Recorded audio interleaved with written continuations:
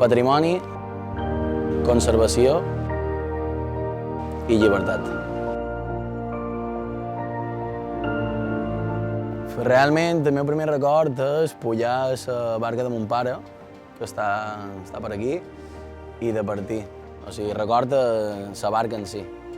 Pues jo considero que la tranquil·litat que hi ha aquí en relació a altres indrets de Mallorca, perquè ja que cada pic n'hi ha menys, però la tranquil·litat.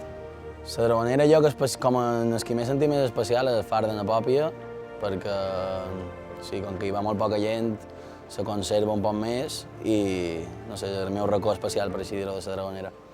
No, realment el far de na Pòpia, o sigui, per jo sí que és especial perquè també és l'indret que he anat menys vegades, però el far de Llevant també és que tot és la Dragonera. O sigui, per jo l'indret és la Dragonera. De la Dragonera escolliria el Voltor Negre, que se veu molt poc, però jo he tingut sort de veure-lo, i el Voltor Negre.